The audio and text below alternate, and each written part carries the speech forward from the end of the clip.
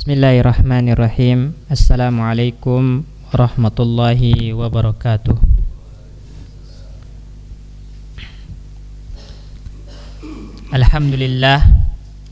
Alhamdulillahi rabbil alamin. Wa afdhalus salati wa atammut taslimi ala nabiyyina wa rasulina Muhammadin al-mab'uthi rahmatan lil alamin, al-mursali li itmami makarimil akhlaq, wa ala alihi wa ashabihi ridwanullah alaihim ajma'in wa man tabi'ahum bi ihsanin ila yaumiddin, wa ba'du. Allahumma inna nas'aluka ilman nafi'an wa rizqan tayyiban wa amalan mutaqabbala. Rabbana 'allimna ma yanfa'una wanfa'na bima 'allamtana innaka antal alimul hakim. Rabbi shrah li sadri wa yassir li amri wahlul 'uqdatam min lisani yafqahu qawli. Jamaah kaum muslimin rahimani wa rahimakumullah.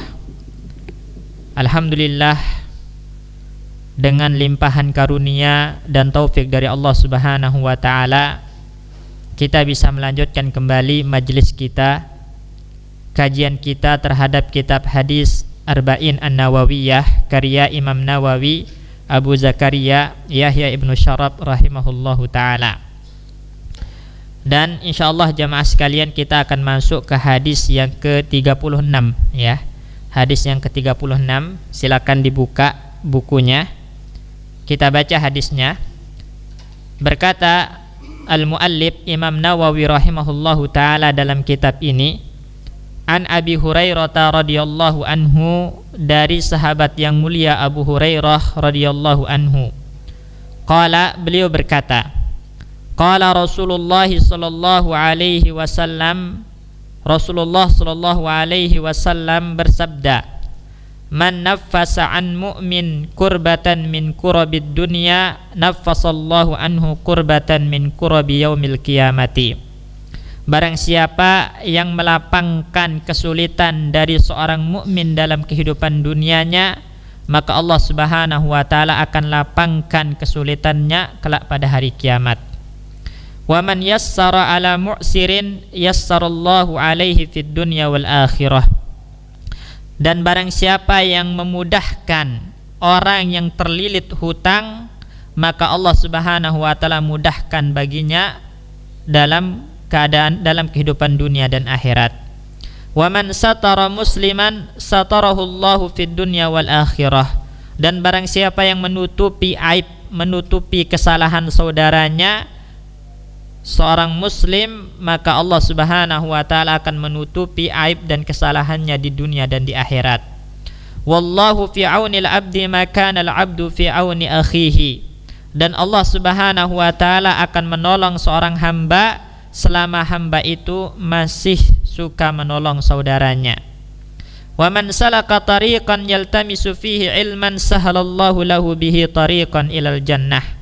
Dan barang siapa yang menempuh sebuah jalan untuk menuntut ilmu, maka Allah Subhanahu wa taala mudahkan baginya jalan dengan sebab itu menuju surga. Wa majtama'a qaumun fi baitin min buyutillah. Dan tidaklah sebuah kaum berkumpul di salah satu rumah dari rumah-rumah Allah, yatluna kitab Allah, yang mana mereka di dalam rumah Allah tersebut membaca Al-Quran, wa yatadarasunahu bainahum, dan mengkaji mempelajarinya di antara mereka, illa nazalat alaihimus sakinah, kecuali pasti Allah turunkan ketenangan di tengah-tengah mereka. Wa ghasyiyatuhumur rahmah, dan Allah liputi mereka dengan rahmatnya. Wa haffat malaikatu, dan para malaikat pun akan menaungi mereka. Wa dzakarahumullahu fi man indah, dan Allah akan menyebut-nyebut mereka di sisi para malaikat-malaikatnya yang mulia. Wa man bata'a bihi amaluhu lam yusri bihi nasabuhu. Dan barang siapa yang lambat beramal, lambat melakukan ketaatan, maka nasabnya tidak akan mempercepat urusannya, tidak akan mempercepat hisabnya. Rawahu Muslimun bihadzal labzi. Hadis ini diriwayatkan oleh Imam Muslim rahimahullahu taala. Jadi jamaah kaum muslimin rahimani wa rahimakumullah, hadis yang ke-36 ini adalah kebalikan dari hadis yang ke-35. Di hadis yang ke-35 itu terdapat larangan dari akhlak-akhlak yang tercela. Makanya disebutkan di sana, la tahasadu, jangan kalian saling dengki, wala tabaghadu, jangan kalian saling membuat marah satu sama lain, jangan kalian saling berpaling satu sama lain. Pokoknya akhlak-akhlak tercela itu dilarang, adanya di hadis ke-35. Sedangkan di hadis yang ke-36 yang kita baca saat ini terdapat perintah untuk melakukan akhlak-akhlak yang mulia, yang mana apabila akhlak-akhlak mulia ini kita lakukan, kita tunaikan, maka itu bisa mempererat tali persaudaraan kita sesama muslim, ya. Di sini Nabi Shallallahu Alaihi Wasallam memerintahkan yang pertama, atau menyebutkan akhlak yang terpuji yang pertama dalam hadis ini adalah man naffasa an mu'min kurbatan min kurabid dunya naffasallahu anhu kurbatan min kurabi yaumil qiyamah. Barang siapa yang melapangkan kesulitan saudaranya yang beriman dalam kehidupan dunia ini, maka Allah lapangkan kesulitannya kelak pada hari kiamat, ya. Jadi jamaah kaum muslimin, yang dimaksud dengan nafasa di sini adalah at-tausiah, kata para ulama, melapangkan, meluaskan. Meluaskan apa? Baik meluaskan hal-hal yang terkait dengan kesulitan saudaranya di dunia, berupa kesulitan materi misalnya, kesulitan dalam harta misalnya. Caranya bagaimana? Entah itu dengan memberikan pinjaman atau memberikan sedekah kepadanya, maka nanti Allah Subhanahu wa taala akan lapangkan kesulitan-kesulitan kita di hari kiamat.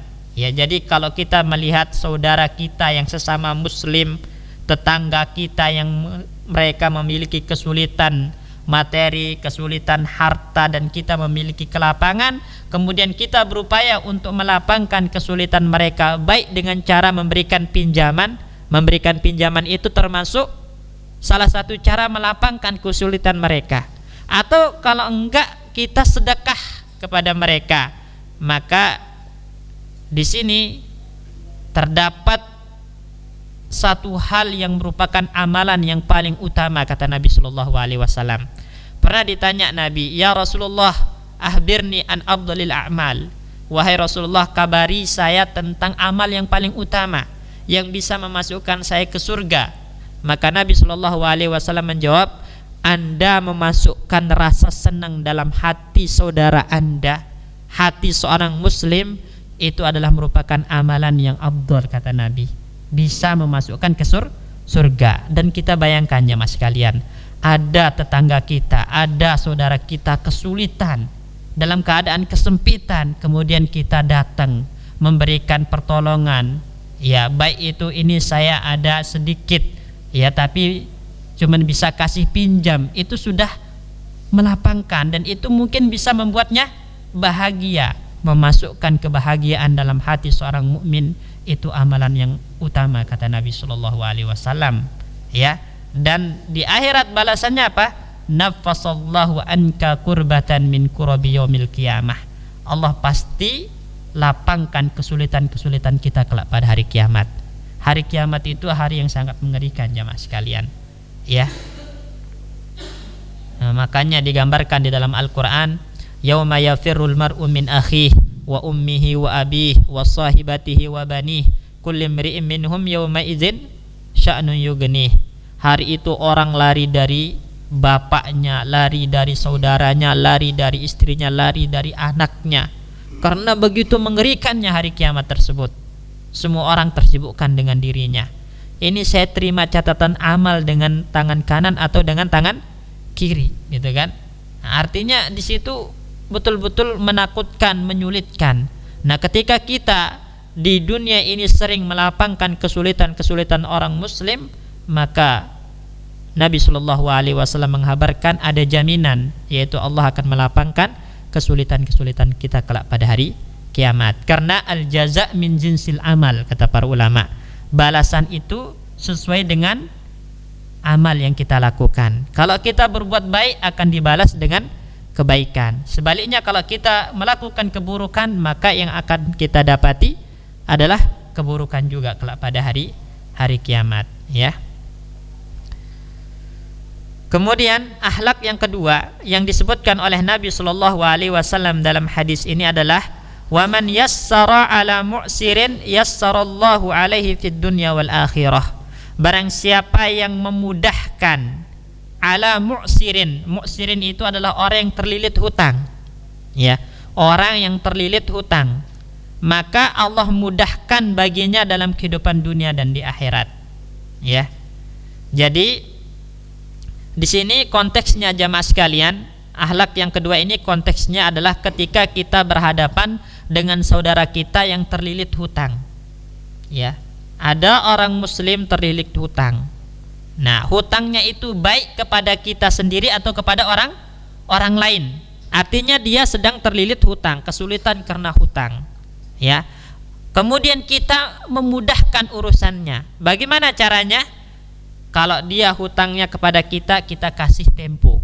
Ya. Misalnya udah jatuh tempo dia belum bisa bayar, kasih lagi waktu tambahan. Ya, waktu tambahan ya udah. Ya. Mungkin 2-3 bulan lagi udah ada baru dibayar gitu kan. Ternyata belum mampu, dikasih tempo lagi.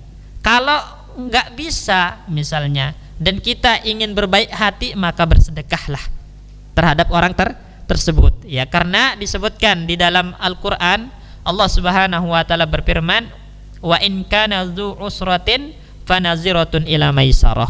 Kalau saudara kalian itu yang sedang terlilit hutang kesulitan membayar hutang, maka berikan tempo waktu tambahan sampai dia memiliki kelapangan untuk membayarnya. Kalau ternyata enggak lapang-lapang, tetap kesulitan, wa antasaddaqu khairun lakum, kata Allah, kalian bersedekah kepadanya itu lebih baik. Jadi ada dua cara, ya. Kalau itu terkait dengan kita, ada orang berhutang kepada kita, kemudian udah jatuh tempo dia belum bisa bayar, akhlak yang pertama yang diajarkan Nabi, lapangkan. Artinya apa? Berikan tambahan waktu. Nah, kalau ternyata belum bisa bayar misalnya, tambahkan lagi waktunya. Kecuali kalau antum ingin sedekah, ikhlaskan, maka ikhlaskan, dan itu lebih baik, kata Allah Subhanahu wa taala, wa antasaddaqu khairun lakum, kata Allah, kalian bersedekah kepadanya itu lebih baik, ya. Lebih baik. Dan harta yang kita sedekahkan itu jamaah sekalian adalah sesuatu yang tidak mendatangkan kerugian sama sekali di dunia dan di akhirat. Karena Nabi mengatakan mana qasat shadaqatun min malin. Sedekah harta itu tidak akan pernah berkurang. Walaupun secara realita mungkin berkurang harta kita dengan bersedekah, tapi berkahnya akan bertambah dan akan membuka pintu-pintu rezeki yang lainnya. Makanya Ibnu Taimiyah rahimahullahu taala dalam Majmu' Fatawa mengatakan betapa banyak orang itu diangkat penyakitnya, disembuhkan penyakitnya yang tadi penyakitnya diponis oleh dokter mungkin ini sulit sembuh, ya. Dengan sedekah Allah angkat penyakit tersebut. Betapa banyak orang yang seperti itu, kata Ibnu Taimiyah rahimahullahu taala, ya.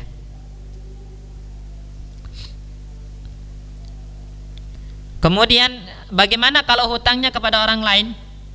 Kalau tadi kan hutangnya kepada kita. Sekarang kalau hutangnya kepada orang lain dan dia sedang kesulitan karena terlilit hutang tersebut, maka caranya adalah antusaidahu, kita memberikan pertolongan dengan, ya, bantuan untuk melunasi hutangnya atau untuk meringankan beban hutangnya. Ini jemaah sekalian. Jadi berikan bantuan untuk meringankan hutangnya atau melunasi hutangnya bila hutangnya terkait dengan orang lain. Jadi ini akhlak yang kedua yang betul-betul dianjurkan oleh Nabi Shallallahu Alaihi Wasallam untuk mempererat hubungan sesama muslim, yaitu memberikan bantuan kepada orang yang terlilit hutang. Karena hutang ini bukan sesuatu yang remeh jemaah sekalian. Ya, kalau orang udah berhutang itu berarti haknya terkait dengan sesama. Dan itu kalau mati itu belum gugur sampai dilunasi. Ya, bahkan Nabi SAW pernah nggak mau sholat jenazah orang yang masih ada hutangnya. Ya, ada seorang sahabat itu meninggal, kemudian Nabi mengatakan shollu ala akhikum, sholat kalian, sholati jenazah saudara kalian. Dan Nabi nggak mau sholat, dikira orang munafik, bukan gitu kan. Makanya Nabi mengatakan sholati jenazah saudara kalian. Kemudian ditanya, kenapa wahai baginda Nabi Anda tidak mau menyolatinya? Oh, karena dia si fulan ini masih punya hutang. Ya, kalau begitu saya yang tanggung hutangnya wahai Rasulullah, saya tanggung hutangnya. Baru Nabi SAW mensolatinya. Kemudian ketemu lagi sama sahabat yang nanggung ini, udah dibayar belum hutangnya? Belum wahai Rasulullah, belum dingin kuburannya, ya, belum dingin kuburannya. Kemudian ketemu lagi, udah dibayar? Udah wahai Rasulullah. Al-ana barudat, sekarang baru dingin kuburannya, kata Nabi SAW. Ya, dan tahu amalan yang paling afdal itu kan jihad fisabilillah. Orang yang meninggal di jalan Allah, berperang di jalan Allah, itu namanya mati syahid. Itu pasti masuk surga kalau mati syahid, kecuali kalau masih punya hutang, kata Nabi. Kecuali kalau masih punya hutang, tertahan, belum bisa masuk surga sampai hutang lunas. Makanya yang namanya hutang ini bukan hal yang remeh, ya. Jadi jangan bermudahan untuk berhutang kecuali memang kita butuh dan terpaksa untuk berhutang. Dan apabila ada saudara kita yang ternyata kesulitan, terlilit hutang, dan kita memiliki kelapangan harta, bantu, ringankan, kata Nabi SAW. Ringankan, karena tadi supaya tidak menjadi beban kalau dia meninggal nanti. Kita disuruh untuk meringankan saudara kita. Ya, bantu, ringankan hutang tersebut. Maka Allah Subhanahu wa taala akan meringankan kita dalam kehidupan dunia ini. Allah akan memudahkan urusan kita dalam kehidupan dunia dan akhirat. Bukan di akhirat saja, dalam kehidupan dunia Allah akan mudahkan kita. Ya, Allah akan mudahkan kita, dan Allah akan berikan solusi untuk semua permasalahan kita dari arah yang tidak kita sangka, karena suka dan gemar menolong saudara kita yang sedang terlilit hutang. Ya. Kemudian akhlak yang selanjutnya yang disebutkan oleh Nabi SAW dalam hadis ini adalah waman satara musliman satarahu Allahu fid dunya wal akhirah. Barang siapa yang menutupi aib seorang muslim, maka Allah tutupi aibnya di dunia dan di akhirat. Ya, jamaah sekalian rahimani wa rahimakumullah. Semua orang di antara kita ini pasti memiliki aib, ya, pasti memiliki aib, celah yang buruk dari dirinya. Dan itu kalau ketahuan, bisa dicium kira-kira aromanya, maka kayaknya nggak ada yang mau mendekat sama kita. Ya, karena yang namanya manusia itu tempatnya dosa dan kesalahan. Ya, namun apabila kita melihat ada aib di saudara kita, ada kesalahan di saudara kita, maka jangan kita sebarkan kesalahan tersebut. Jangan kita populerkan, angkat, jangan kita viralkan kesalahan aib saudara kita, tapi hendaklah kita tutup dan kita berusaha untuk menasehatinya secara diam-diam, secara sembunyi-sembunyi dari kesalahan tersebut, bukan diviralkan, bukan diangkat, bukan disebarkan. Ya, karena itu termasuk dalam kategori ghibah dan namimah tadi. Ghibah itu apa? Menyebut tentang saudara kita yang kalau dia dengar dia nggak suka. Nah, berarti itu namanya aib kan?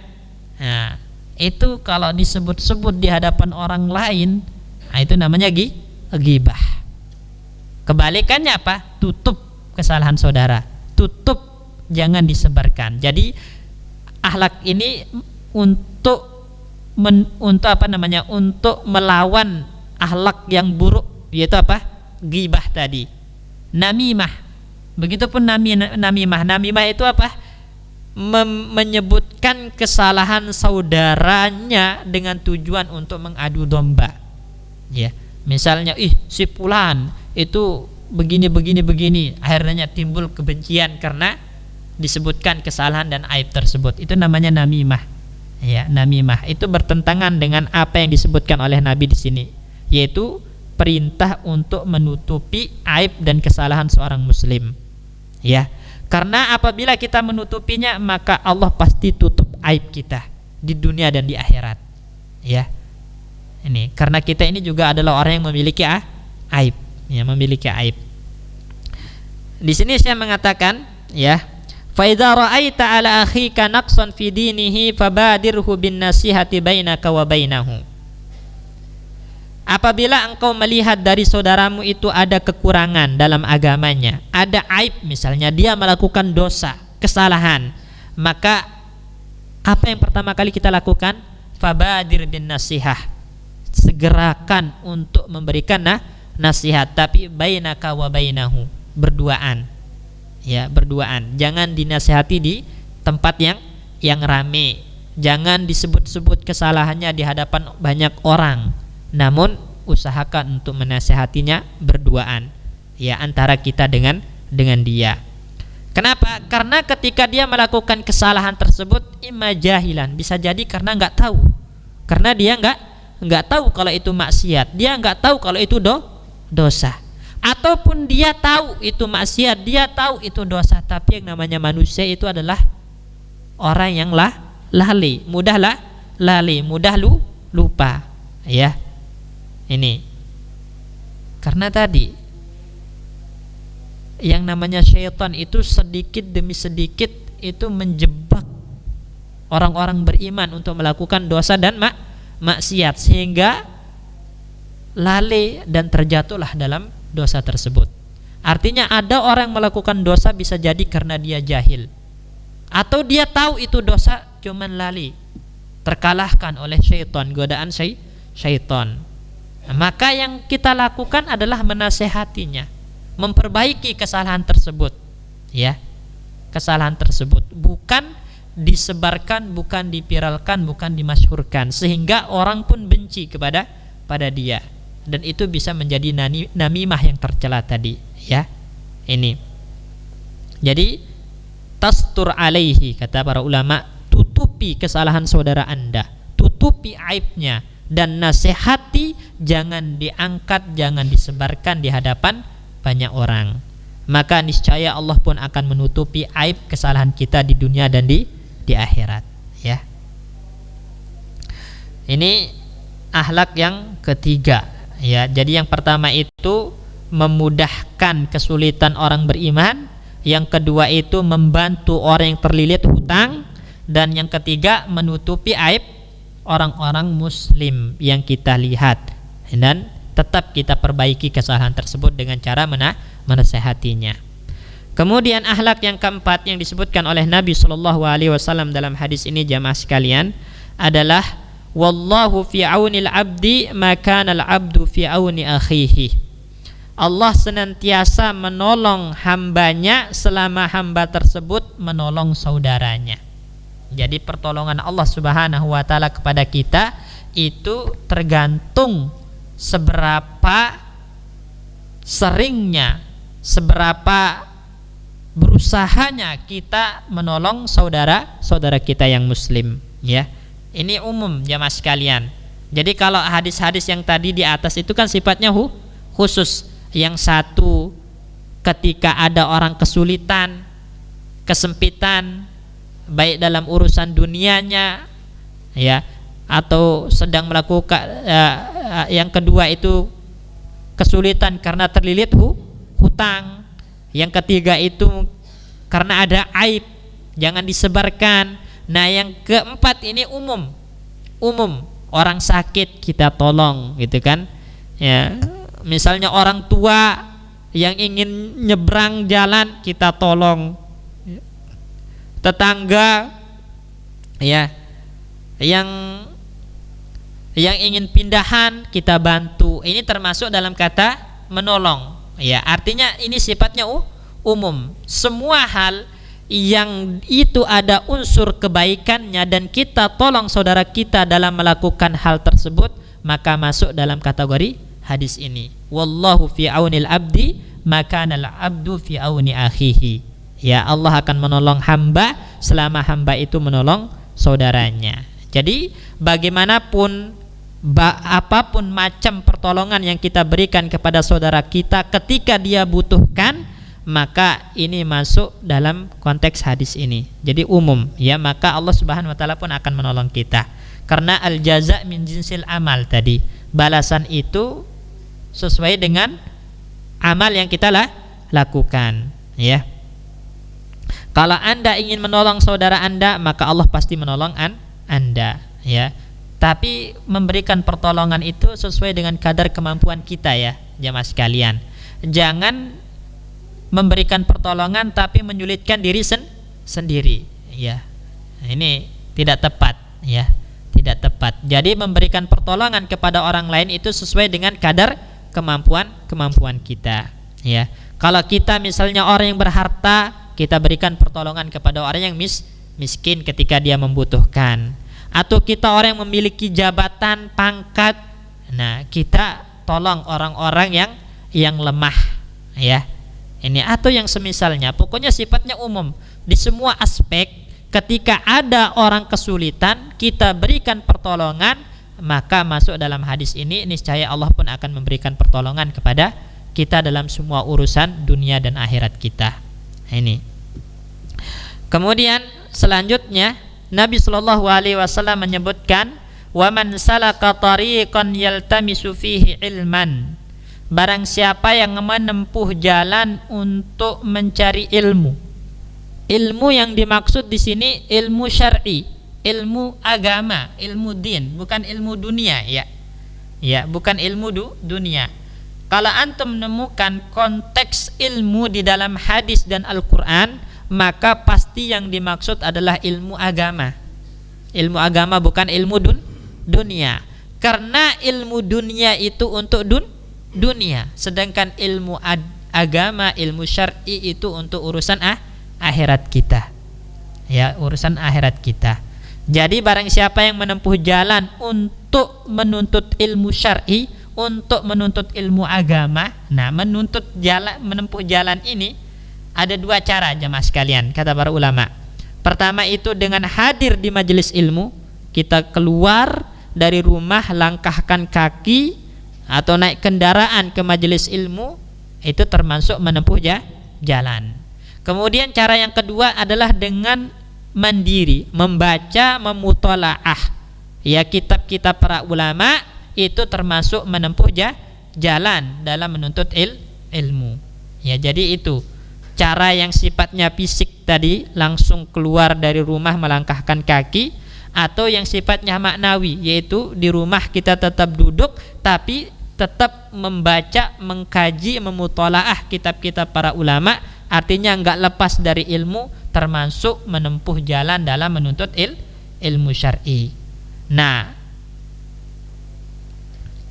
dan menempuh jalan menuntut ilmu syar'i ini ada kalanya wajib, ada kalanya sunnah, ya. Ada kalanya wajib, ada kalanya sunnah. Wajib itu kapan?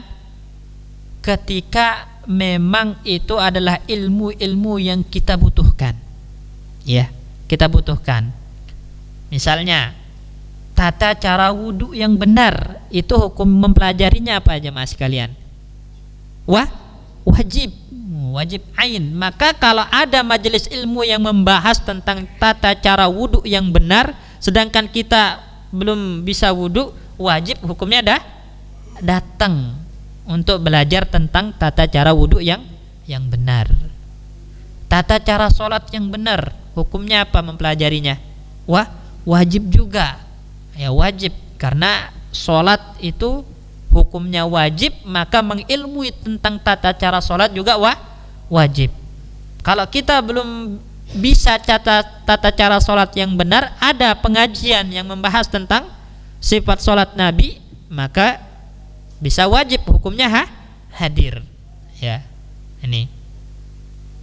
Kemudian ada kalanya sunnah, hukumnya hadir di majelis ilmu, yaitu apabila ilmu-ilmunya itu adalah ilmu yang sifatnya sunnah atau fardu kifayah untuk diilmui.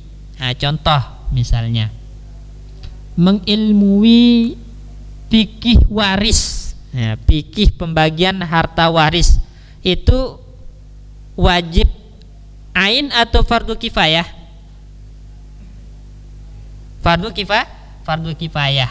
Jadi maka kalau ada orang lain udah datang ya belajar tentang itu, gugur kewajiban bagi yang lain. Tapi kalau dia ingin datang maka sunnah, hukumnya dia datang. Jelas ini jamaah sekalian ya. Ini. Jadi menempuh jalan menuntut ilmu itu bisa wajib, bisa sunnah, ya. Ini. Dan orang yang menempuh jalan untuk menuntut ilmu syar'i itu nanti balasannya adalah sahalallahu lahu bihi tariqan ilal jannah. Allah mudahkan baginya jalan menuju surga. Kenapa jamaah sekalian? Karena ilmu syar'i itu adalah ilmu yang akan memperjelas jalan menuju surga. Ya. Ilmu syar'i itu adalah ilmu yang akan memperjelas jalan menuju surga. Sehingga orang yang menuntut ilmu syar'i itu kalau beramal, amalnya dibangun di atas ilmu. Kalau amal dibangun di atas ilmu, maka besar kemungkinannya untuk diterima oleh Allah Subhanahu wa taala. Karena sesuai dengan yang diinginkan oleh Allah dan Rasul, ya. Berbeda kalau amal itu tidak dibangun di atas ilmu. Makanya dicela orang-orang Nasara itu dicela di dalam Al-Qur'an sebagai orang-orang ad-dhalin, orang-orang tersesat. Itu kenapa? Karena beramal tanpa ilmu. Beramal tanpa ilmu. Tapi kalau ada orang beramal dengan ilmu, dia betul-betul paham ini yang diinginkan oleh Allah, ini yang diinginkan oleh Rasulullah sallallahu alaihi wasallam, maka amalannya kemungkinan besar diterima oleh Allah Subhanahu wa taala sehingga mudah baginya untuk masuk surga. Ya. Ini.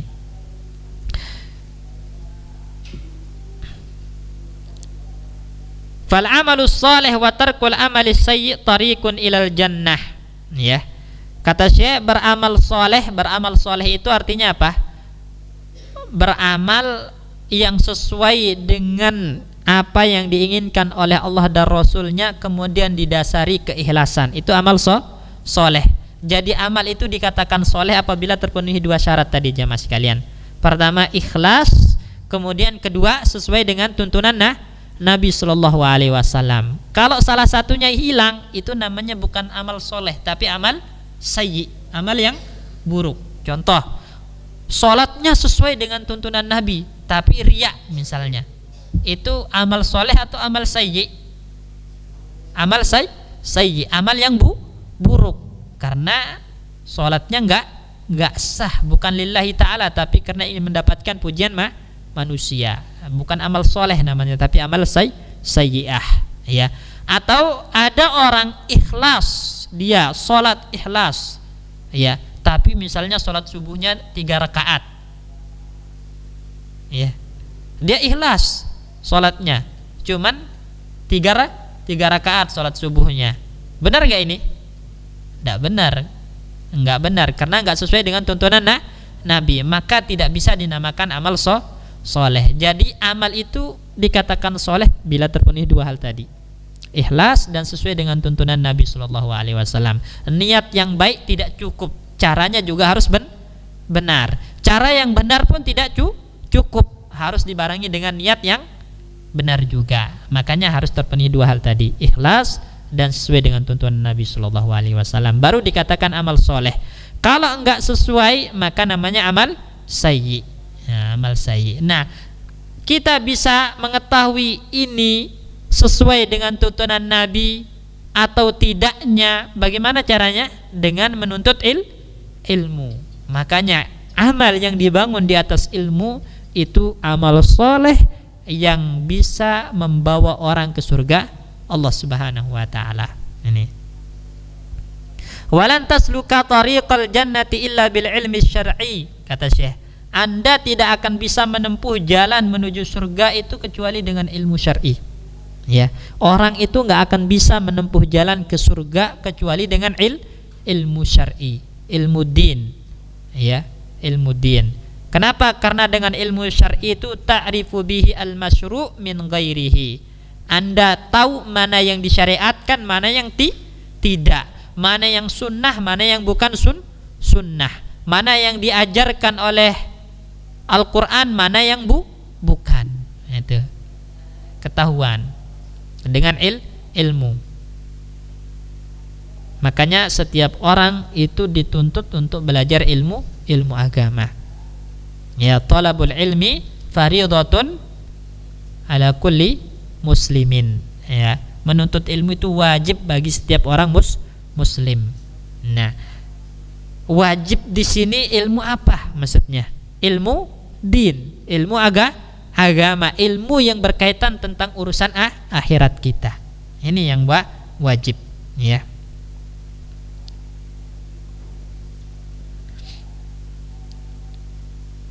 Karena tadi ya, ilmu itu memudahkan jalan menuju surga, karena nanti di sana ada jalan-jalan yang mengajak kepada neraka, yang nyampaikan kita kepada neraka, ya.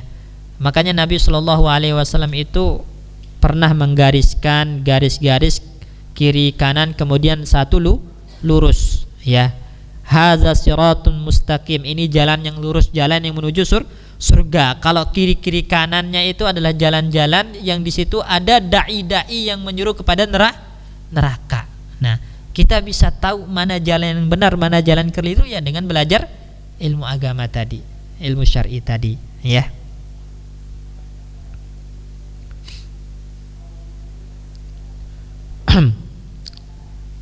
Di sini saya mengatakan, ya, li'annahu laisa di sini faqad tajtahidu fi ibadatin aw fi syai'in wa huwa tariquka ilan nar. Ada kalanya orang itu sungguh-sungguh dalam beribadah, sungguh-sungguh dalam melakukan sesuatu, tapi ternyata itu jalannya menuju neraka. Kenapa yuk? Karena ibadahnya tidak dibangun di atas ilmu, ya. Jadi ibadah itu bukan yang dilihat banyaknya, bukan yang dilihat seringnya, tapi yang dilihat apa? Dibangun di atas ilmu apa tidak, sesuai dengan tuntunan Nabi apa tidak. Makanya para ulama itu mengatakan al-iktisadu fis sunnah khairun minal ijtihadi fil bid'ah. Sedikit beramal tapi sesuai dengan sunnah Nabi itu lebih baik daripada banyak namun ternyata bid'ah. Namun ternyata bid'ah enggak diajarkan oleh Nabi Shallallahu Alaihi Wasallam.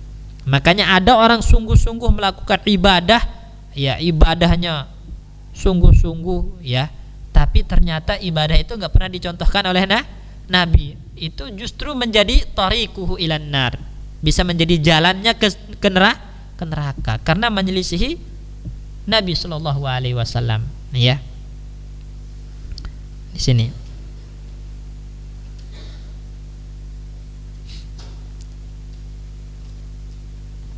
Jadi ini pentingnya jamaah sekalian menuntut ilmu, karena membangun amal di atas ilmu itu jalan menuju surga.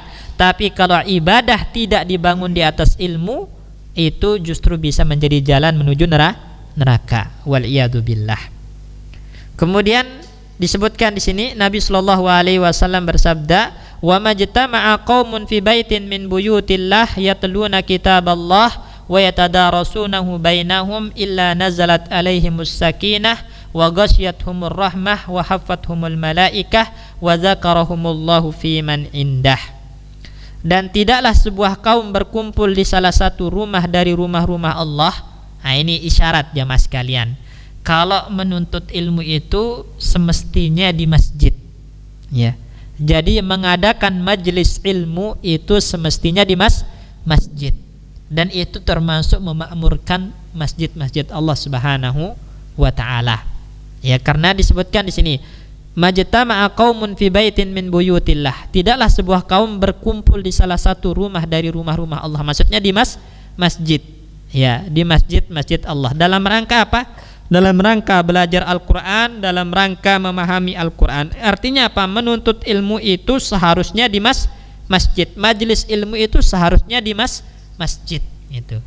Dan itu yang dilakukan oleh Nabi Shallallahu alaihi wasallam dan para sahabat. Kalau kita lihat ya, para ulama-ulama kita zaman dulu itu mereka lahir dari masjid. Ya, para ulama, alim ulama dari zaman dulu itu lahirnya dari masjid. Ya, masjid. Bukan berarti belajar di luar masjid itu enggak boleh. Boleh, tapi kalau ditinjau dari segi mana yang lebih afdal, mana yang lebih utama, maka kita katakan majelis ilmu di masjid lebih afdal, lebih utama berdasarkan hadis Nabi ini sallallahu alaihi wasallam. Ya. Di sini ya Syekh mengatakan fi hadzal hadis dalilun ala anna talabal ilmi yanbaghi an yakuna fil masajid. Dalam hadis ini terdapat dalil tentang bahwasanya menuntut ilmu, majelis ilmu itu sudah seharusnya atau semestinya dilakukan di masjid. Kenapa? Li'annaha buyutullah. Karena masjid itu rumahnya Allah Subhanahu wa taala. Wa ma'wal malaikah, dan masjid itu tempat berkumpulnya para malaikat. Tempat berkumpulnya para malaikat. Makanya kan malaikat itu ada yang turun yaltamisuna hilaqaz zikri, nyari majelis-majelis ilmu. Majelis-majelis ilmu yang diadakan di masjid-masjid Allah Subhanahu wa taala. Ya. Jadi masjid itu adalah ma'wal malaikah, tempat berkumpulnya para malaikat. Wa fiha as-sakinatu, di masjid itu ada ketenangan yang tidak kita dapati di selainnya. Ya. Ya, suasana di masjid itu akan berbeda dengan suasana di selain masjid. Lebih tenang, lebih nyaman di masjid. Ya. Kemudian wa fiha ar-rahmah, di masjid itu terdapat rahmat Allah Subhanahu wa taala. Ya. Makanya para ulama mengatakan orang yang paling dekat dengan husnul khatimah itu adalah orang yang memakmurkan masjid. Orang yang senantiasa berada di masjid. Ya. Orang yang senantiasa hatinya terpaut dengan masjid. Oleh karena itu salah satu yang mendapatkan naungan Allah kelak pada hari kiamat ketika tidak ada naungan itu siapa? Rajulun qalbuhu mu'allaqun bil masajid. Seseorang yang hatinya senantiasa terpaut dan terikat dengan masjid Allah. Dia rindu untuk selalu ada di masjid Allah Subhanahu wa taala. Ya. Ini beberapa alasan kenapa majelis ilmu itu harus ada di masjid, ya, bukan di tempat-tempat mukhayyamat itu tempat-tempat penginapan. Ya, kalau misalnya bikin majelis ilmu di villa atau apa semacamnya, bukannya enggak boleh, tapi yang afdal lebih utama di masjid Allah Subhanahu wa taala. Ya.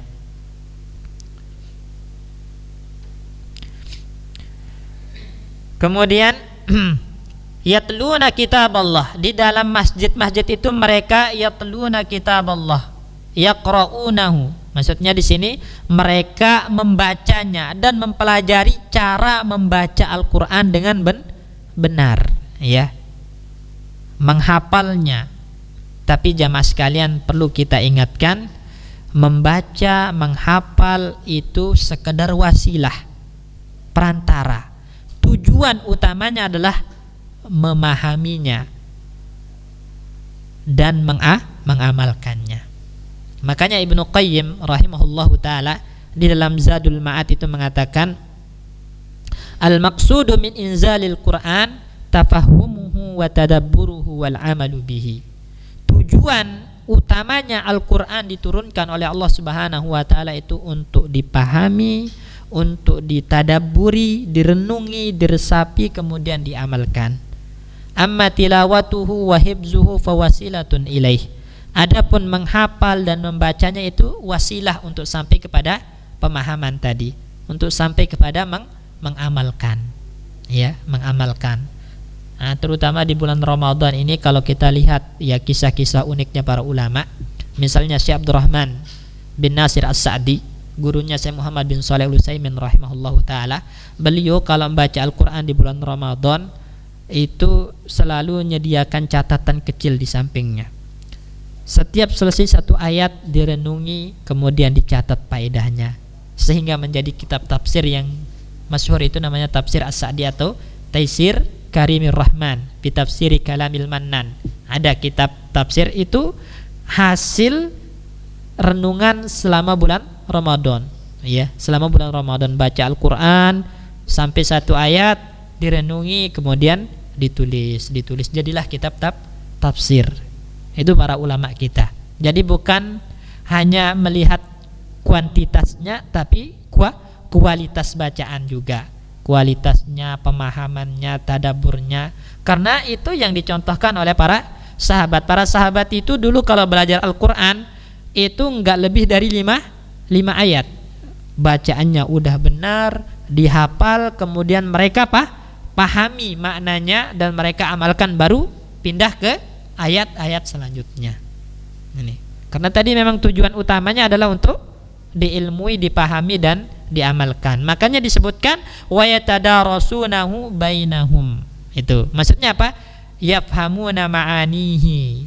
Yatadarasunahu bainahum itu mereka berusaha untuk memahami makna-makna ayat-ayat Al-Qur'an yang mereka baca.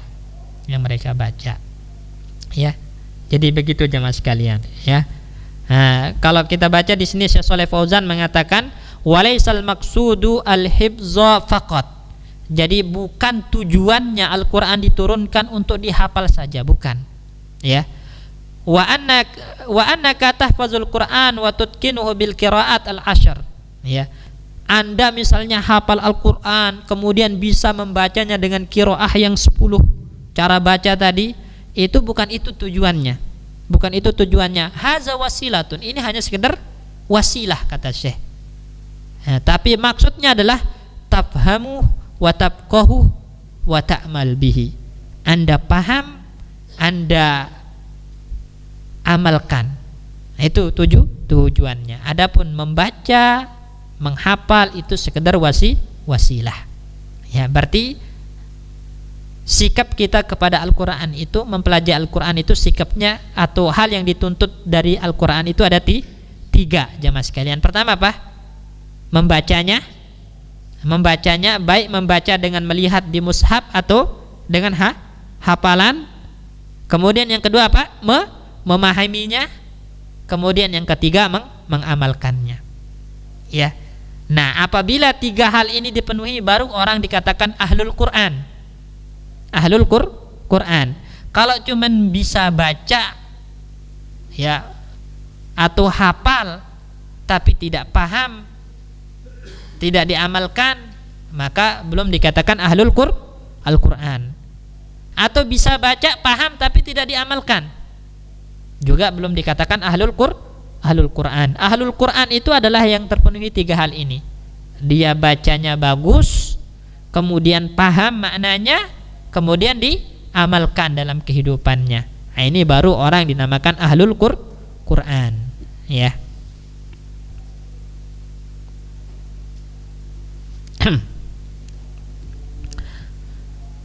Nah, ketika orang ya di dalam masjid Allah Subhanahu wa taala itu berkumpul untuk menuntut ilmu, berkumpul untuk mengkaji ilmu, mempelajari Al-Qur'an, makna-makna Al-Qur'an atau hadis-hadis Nabi sallallahu alaihi wasallam, ada fadilah-fadilah yang didapatkan.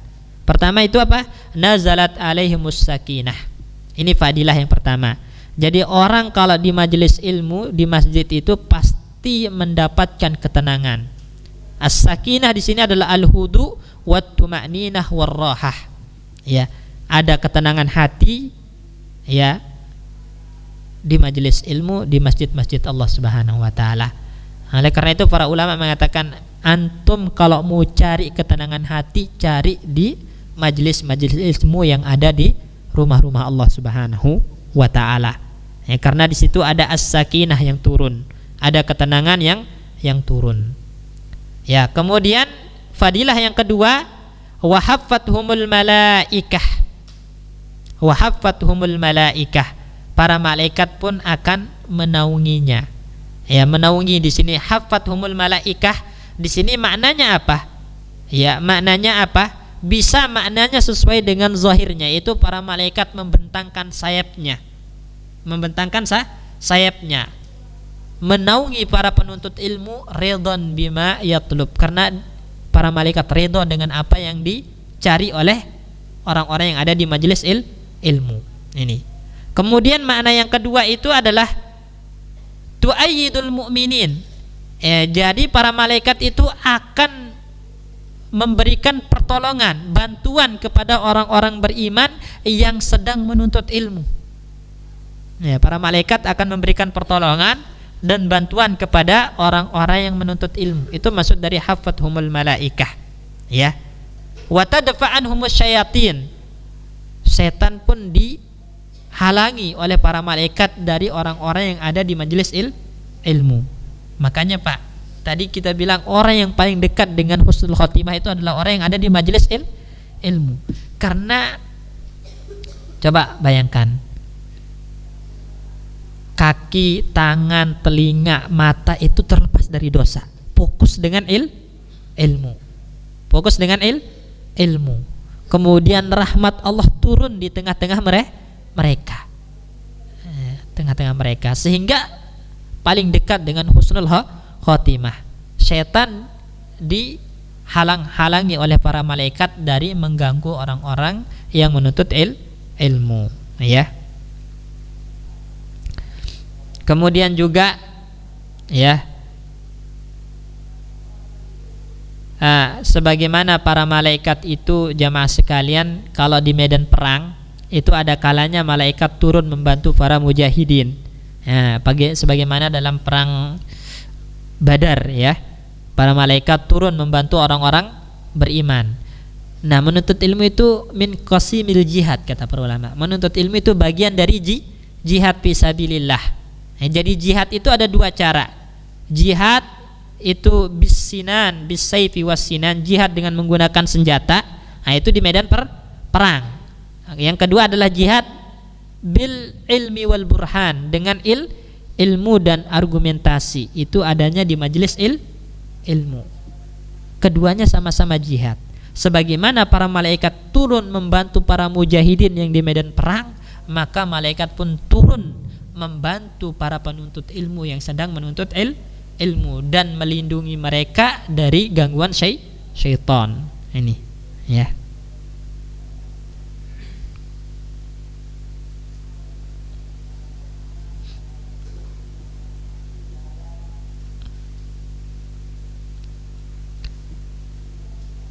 Kemudian wa zakarahumullahu fi man indah. Ini selanjutnya, keutamaan selanjutnya hadir di majelis ilmu.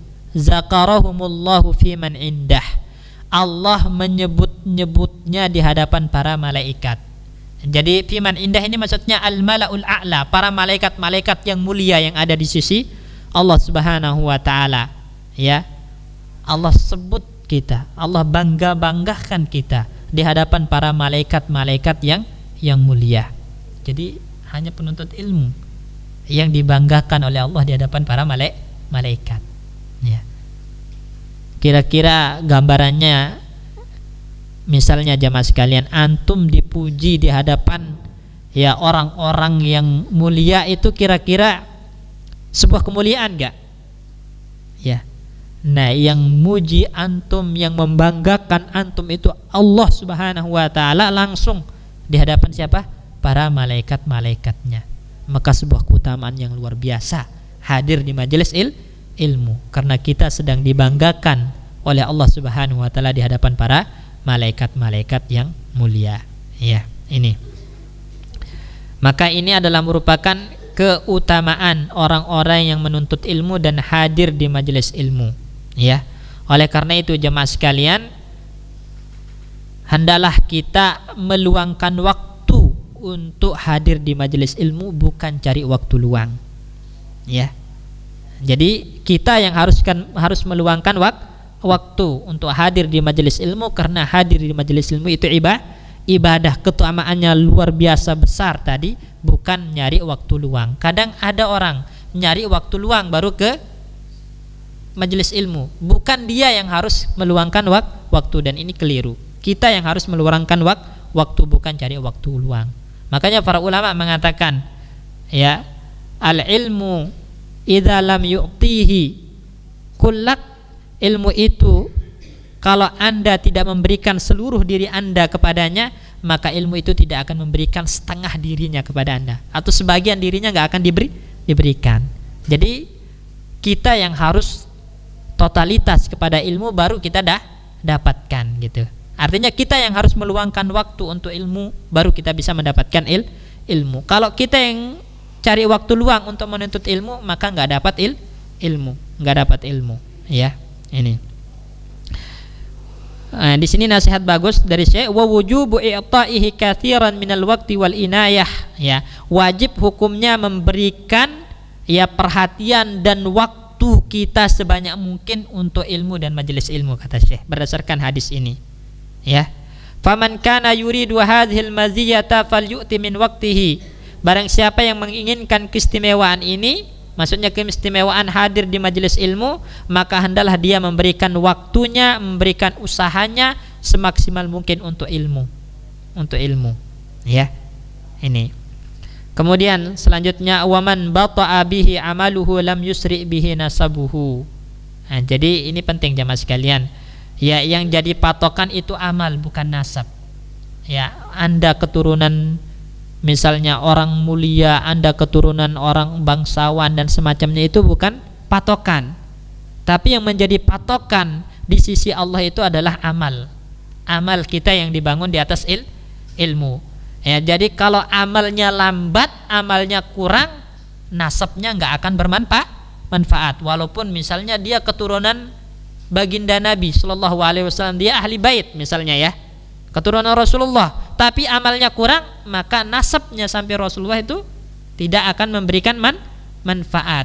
Ya, jadi yang mendatangkan manfaat itu amal, bukan Anda keturunan siapa. Ya, ini. Jadi man bata'a bihi amaluhu lam yusri bihi nasabuhu. Orang yang lambat amalnya, kurang ketaatannya, maka nasabnya tidak akan bermanfaat, tidak akan mempermudah dirinya. Ya. Nah, lihat Bilal, ya, seorang budak, ya, kemudian seorang bukan orang Arab, non Arab, ya, ajam dia, tapi karena dia adalah orang yang beramal, yang kuat amalnya, sampai-sampai terompanya udah didengar oleh Nabi Shallallahu Alaihi Wasallam di surga. Jadi yang menjadikan orang itu mulia di sisi Allah itu apa? Amalnya, bukan nasabnya. Karena Bilal itu dia adalah budak, kemudian dia bukan orang Arab, bukan dari nasab yang mulia, tapi karena amalnya, masya Allah, sampai terompanya udah didengar oleh Nabi Shallallahu Alaihi Wasallam di surga. Ya, ini beberapa hal yang terkait dengan apa yang ada dalam hadis ke-36 ini. Intinya hadis ke-36 ini adalah kebalikan dari hadis 35, yang mana di 35 itu terdapat larangan-larangan dari akhlak yang tercela. Maka di hadis yang ke-36 ini perintah atau anjuran kepada akhlak-akhlak yang mulia, yang bisa menjaga hubungan sesama muslim, ya. Dan juga di situ ada keutamaan untuk menuntut ilmu, karena ilmu itu adalah pondasi dari amal soleh. Nah, amal soleh itu bila banyak dilakukan, maka itulah yang bermanfaat bagi kita di sisi Allah, bukan nasab, bukan, ya, jabatan, bukan pangkat dan yang semacamnya. Ya, wallahu alam. Ini yang bisa kita baca dari hadis ke-36 ini, dan insyaallah pada pertemuan selanjutnya kita masuk ke hadis yang ke-37. Barakallahu fikum, jazakumullah khairan ala hudurikum. Kita tutup dengan doa kafaratul majlis. Assalamualaikum warahmatullahi wabarakatuh. Tafadhal.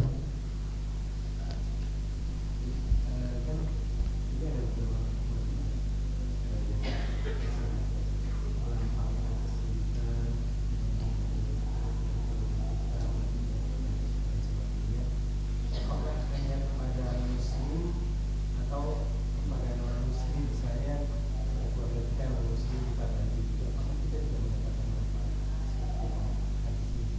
Taib. Ini kan kalau di awal sesuai dengan konteks hadisnya, di sini man nafasa an mu'minin, berarti konteksnya terhadap orang beriman, ya.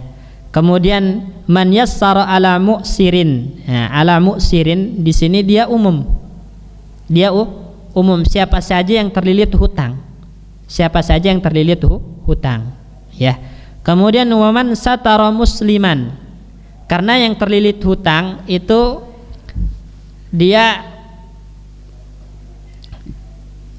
ada kalanya kan keluarga kita yang non muslim, misalnya kayak tadi kata bapak, dia terlilit hutang. Nah, kita bantu dia untuk meringankan bebannya, itu termasuk muamalah hasanah namanya. Ya, memperlakukan dengan cara yang hasan, bermuamalah dengan cara yang baik. Tapi itu tidak menunjukkan loyalitas kita kepada dia. Kalau yang namanya wala wal bara itu harus dibangun di atas iman. Ya, cinta dan benci itu harus dibangun di atas iman. Nah, orang kafir walaupun dia keluarga kita tidak boleh diberikan loyalitas, tidak boleh diberikan wala, karena disebutkan di dalam Al-Qur'an, la tajidu qauman yu'minuna billahi wal yawmil akhir yuwadduna man hadallah. Anda tidak akan mendapati orang yang beriman dengan iman yang sebenarnya kepada Allah dan hari akhir itu memberikan cinta dan loyalitasnya kepada orang yang memusuhi Allah dan Rasulnya. Walau kanu aba'ahum, meskipun itu bapaknya, anak-anaknya, saudaranya, kerabatnya, pokoknya kalau kafir nggak diberikan loyalitas. Tapi tetap kita bermuamalah dengan cara yang baik. Kalau dia kesulitan kita berikan bantuan. Nah, ini termasuk muamalah hasanah namanya. Nah, itu kalau dia terlilit hutang kita bantu, masuk dalam kata hadis ini waman yassara ala mu'sirin. Kalau waman satara musliman, menutupi aib, ya, seorang muslim, karena orang kafir itu la hurmatalah, enggak punya kehormatan, ya. Jadi orang yang kafir yang memusuhi Allah dan Rasul itu la hurmatalah, tidak memiliki kehormatan, sehingga tidak ada kewajiban untuk menjaga aibnya, ya, tidak ada kewajiban untuk menutupi aibnya. Berbeda dengan orang muslim. Orang muslim itu apa? Ada kehormatannya, makanya darahnya haram untuk ditumpahkan, hartanya haram untuk dirampas secara zalim, kemudian kehormatannya haram untuk dinistakan. Itu orang muslim. Sehingga kalau dia punya aib, kita punya kewajiban untuk menutupinya. Tidak boleh kita memviralkannya atau menyebarkannya. Berbeda dengan orang kafir, enggak punya kehormatan. Nah, makanya di sini man satara musliman, ya. Jadi orang muslim aja yang dituntut untuk kita tutup aibnya, ya. Ini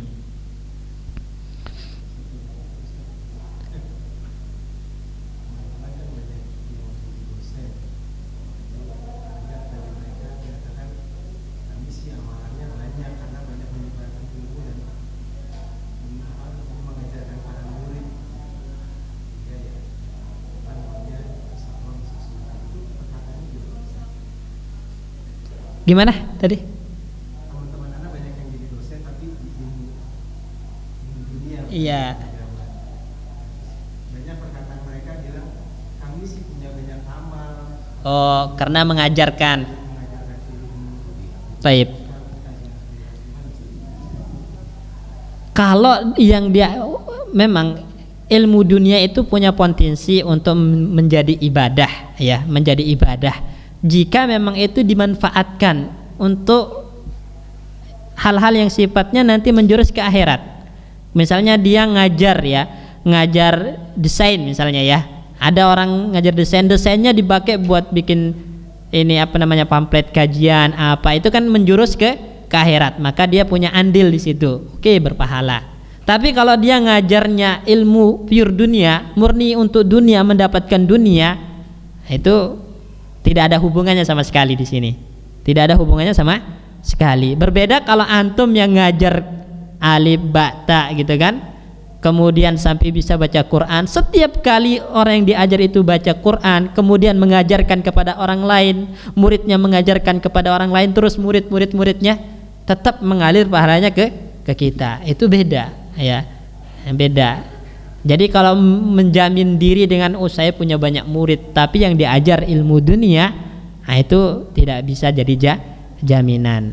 Ya karena tadi enggak semua ilmu dunia itu dimanfaatkan untuk urusan akhirat. Iya, kalau memang ilmu dunianya dimanfaatkan untuk urusan akhirat, maka dia punya andil, dapat pahalanya. Tapi kalau ilmu dunianya dipakai untuk maksiat, untuk dosa atau murni dunia, maka enggak berpahala sama sekali. Dan dia pun mengajarkannya itu untuk dapat dunia dari awal.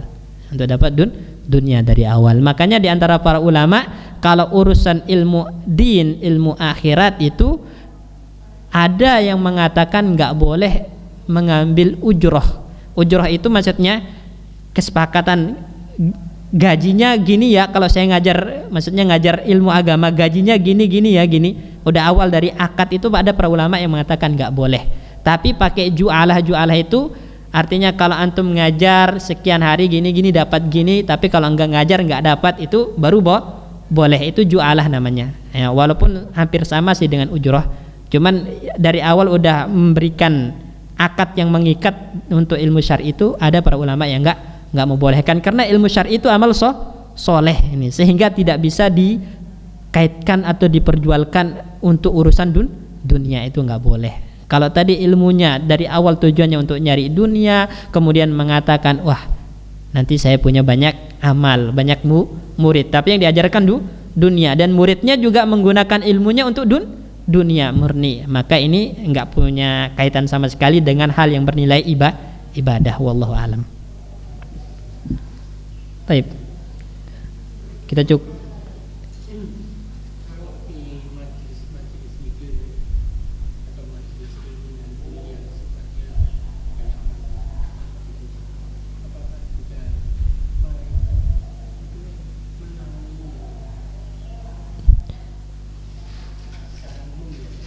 Baik. Apabila itu adalah majelis-majelis yang banyak penyimpangan ya, penyimpangannya apakah itu dinaungi oleh para malaikat apa enggak, maka kita lihat kembali di awal hadis itu kan tadi man salaka tariqan yaltamisu fihi ilman sahalallahu lahu bihi tariqan ilal jannah. Nah, tariq ilal jannah ini pasti itu adalah ilmu-ilmu yang betul-betul sesuai dengan apa yang sesuai dengan Al-Quran dan Sunnah. Ya, itu punya kaitan dengan akhir hadis. Nah, apabila ilmu itu adalah ilmu yang mengajak kepada bid'ah, yang mengajak pada kesesatan, tidak bisa dimasukkan dalam fadilah hadis ini. Karena di awal kan tadi kita sebutkan tariq ilal jannah, ada tariq ilan nar, gitu kan, jalan ke neraka. Nah, jalan ke neraka itu adalah apa?